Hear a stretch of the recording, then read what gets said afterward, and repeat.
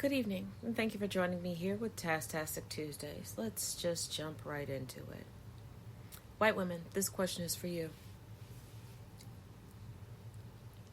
Given your outrage over Roe v. Wade and so many of you going, oh, I regret voting for the Republican Party. I didn't realize I was voting against my best interest. You were looking at your interests as being the same as your counterparts. Your husbands, your mates, your sons, your brothers, your fathers, your grandfathers, because you thought, that being a pick-me for the complexion for protection would get you somewhere. Now you're asking for unification with all women? No. But my real question is, when are you going to stop raising, cheering on, protecting, and excusing domestic terrorists? You sit here and say that we black, brown, indigenous, and people of color are the aggressive, violent ones. But we don't get a wild hair up our ass and decide to shoot up a mall, a movie theater, a church, a school, a parade that's meant to commemorate the holiday that you all self-proclaimed is the most important holiday of this nation that you claim is so great for your white, male, cisgendered, heterosexual, faux Protestant counterparts, right? Because even the KKK hates Catholicism, and that's why many of you don't realize Catholicism is also under the umbrella of Christianity. It's just not a Protestant religion. Because that's why your ancestors fled Great Britain. They were so radicalized and so tyrannical and so over the top, nobody wanted them around. So they had to steal land and commit genocide and place people into chattel slavery in order to feel better about themselves, because they had no discernible skills. They had no discernible education. Heck, they were banging the backs out of animals and spreading disease all over everything.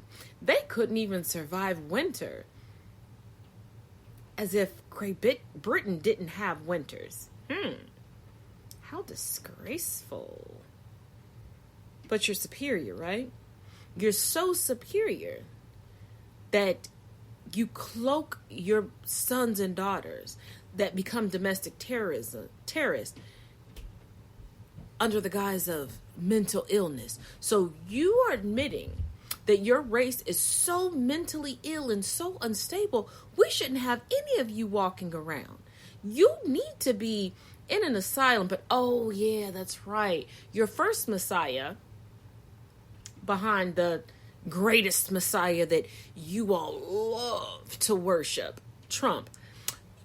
That first Messiah was Reagan, who got rid of mental institutions and asylums and put mentally ill individuals and PTSD riddled veterans, the people that y'all use to hide your hypocrisy behind but don't do anything about, on the streets. But then you complain about the homeless population and you put together things that keep them from being comfortable and making a way for themselves. And you just tell them to go get a job when they have no address, have no means to get clean clothing, have no means to have a good night's rest to be able to come in and be a good employee. Ooh, the hypocrisy of the genetic mutations. Ooh, Jesus. You're the same underdeveloped, undereducated individuals that want to scream from the rooftops that you're so much better than everyone else. But what did you all do this weekend? Cover your faces, cover your bodies, get all in a uniform like a bunch of sheeple, and threaten people with bear mace when they wanted to capture screenshots of your license plate so people knew exactly who you are, because you can't say with your whole chest what you believe because you know it's wrong. To consistently stand on the wrong side of history, but being so proud of members of your lineage who once stood on the right side of history. Ooh, the internal turmoil that must be. Well, if you had a soul or a conscience or moral compass or code of ethics.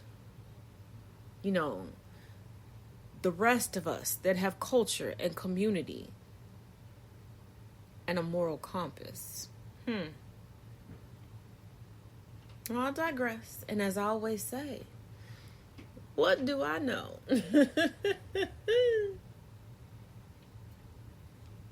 I'm just a black woman, you know, a part of the demographic that's often imitated, but never dominated. Y'all be blessed. Until next week. Bye-bye now.